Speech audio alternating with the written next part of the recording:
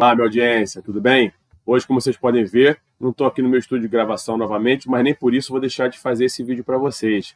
Então, veja o seu carinho, deixa aí seu like, se inscreve no canal, compartilha com os amigos. Vai ajudar muito a gente. E hoje nós vamos falar da semifinal do Campeonato Mundial de Clubes da FIFA entre Fluminense e Chelsea. E como sempre, fazer aquela análise dos jogos anteriores das duas equipes na competição. Vamos também falar do histórico de resultados e, ao final, tentar identificar como essa partida vai se desenrolar taticamente e as probabilidades de cada um, quem vence o jogo, né? Em relação ao histórico de confrontos, vemos que o Fluminense contra equipes inglesas tem um handicap favorável. O Fluminense tem 7 vitórias, tendo marcado 27 gols, contra 5 vitórias das equipes inglesas. Eles marcaram 35 vezes. Em 13 partidas, teve somente um empate. Essa 14ª partida entre Fluminense e equipes inglesas será o primeiro confronto entre Chelsea e Fluminense. E o Chelsea, no jogo passado contra o Palmeiras, igualou o scout deles. Agora 5 vitórias para o Chelsea e 5 vitórias para equipes brasileiras. Em 13 jogos também, com 3 empates. Nessa análise dos jogos prévios das equipes, eu não vou analisar todas as partidas, porque as partidas da primeira fase, das oitavas de final, foram já analisadas em vídeos anteriores que você pode encontrar aqui no canal, tanto no Raio X, como também nos jogos de análise pré-partidas das duas equipes, do Fluminense e do Chelsea. Então, do Chelsea, vamos verificar somente o jogo passado das quartas de final contra o Palmeiras, onde o Chelsea venceu por 2-1. E vemos que durante toda a partida, né, e aí também no primeiro tempo, segundo tempo, em qualquer momento do jogo, o Chelsea teve mais posse de bola, mais chances de gol, mais chances claras de gol, maior expected goals, dominou o jogo e mereceu vencer a partida. Vemos aqui também, se olharmos aqui, os gráficos de finalizações, que foram muito mais finalizações do Chelsea no jogo, e assim foi no primeiro tempo, que vemos só 2 do Palmeiras, né? E no segundo tempo também, o Palmeiras finalizou um pouco mais, até porque também perdendo de 1-0, precisava, né, ir para frente e tentar um empate. Vamos ver agora como é que o Chelsea deve formar contra o Fluminense, aquele 11 inicial, analisando primeiro em cima dos 11 que começaram a partida contra o Palmeiras. Aqui do lado, temos a formação inicial do Chelsea contra o Palmeiras.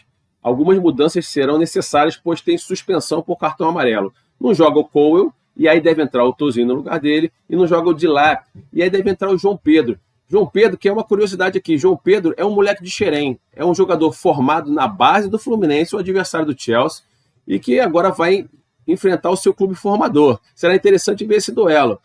Acho também que terá uma mudança aqui no meio de campo, que deve sair o Andrés Santos para a volta do Caicedo. Taticamente, eu acho que o Chelsea não muda nada. O Chelsea vai manter o mesmo esquema tático, o mesmo sistema. Não vejo que vai mudar a relação aos jogos anteriores contra o Fluminense. É um time jovem que vai partir para cima de forma rápida, usando a velocidade dos seus jogadores. Também em relação ao Fluminense, não vou analisar os jogos anteriores, pois já foram analisados aqui nos vídeos do canal. Vai lá ver o Raio X e as análises pré-jogo das partidas anteriores do Flusão. E aí, contra o Al Hilal, foi mais ou menos o que eu expliquei na análise pré-jogo, e foi o que aconteceu. O jogo, antes do primeiro gol, a posse de bola estava muito dividida, e assim acabou o primeiro tempo, até porque o Fluminense só fez o gol lá aos 40 minutos com o Martinelli, então o Al Hilal teve um pouquinho mais de posse de bola, quase igual, 52-48, aí o número de chances foi mais ou menos o mesmo, arremate mais ou menos o mesmo, então foi um jogo muito igual.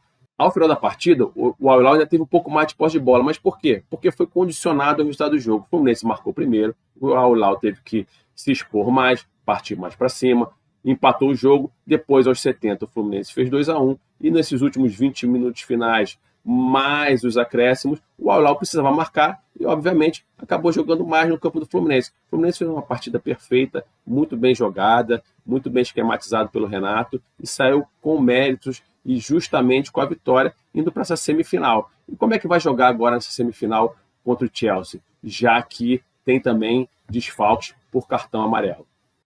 E aqui está a formação do Fluminense contra o Al Hilal nas quartas de final. E o que muda nessa formação para o jogo contra o Chelsea na semifinal? Já vão mudar 2 jogadores por cartões amarelos. Um, o zagueiro Freitas, que vai sair, e outro, o volante Martinelli. No lugar do Martinelli, logicamente, entra o Hércules, não tem muita dúvida em relação a isso. Já em relação ao Freitas, a gente não sabe o que o Renato vai fazer. Se vai manter os 3 zagueiros ou se vai voltar para o esquema anterior com 4 defensores, 4 jogadores do meio campo ou 3 jogadores do meio campo, sendo os 3 volantes, mais 3 atacantes. A gente não sabe o que ele vai fazer. Eu acredito que no lugar do Freitas o Renato deve manter os 3 zagueiros e entrar o Thiago Santos. Seria a substituição natural nesse momento.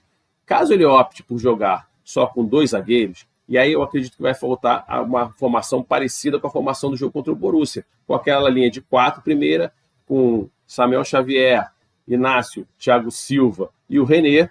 Acho que o Bernal entra como volante entre linhas, e na fase defensiva vai defender um 4-1-4-1, jogando com aquela primeira linha de marcação lá, com o Arias, o Hércules, o Nonato e provavelmente o Canóbio, deixando o Cano um pouco mais à frente. Bom, não sei como é que ele vai jogar, o Renato tem surpreendido, pode surpreender novamente, e aí a gente tem que confiar no Renato, que tem dado certo, ele tem estudado os adversários e tem feito assim esquemas que têm funcionado muito bem e tem sido o melhor para o Flusão nessa competição. Então, o que esperar dessa partida? Eu acho que o Chelsea não muda nada em relação ao esquema, é um time rápido, jovem, que vai tentar partir para cima na velocidade, gosta muito do 1 contra 1. Eles têm o Cole Palmer como o principal jogador, mas eu vejo que, na verdade, o grande maestro do meio de campo é o Enzo Fernandes, tem se demonstrado assim na competição, e é um jogador a ser marcado, o Fluminense ter atenção para tentar diminuir os espaços dele para organizar esse time.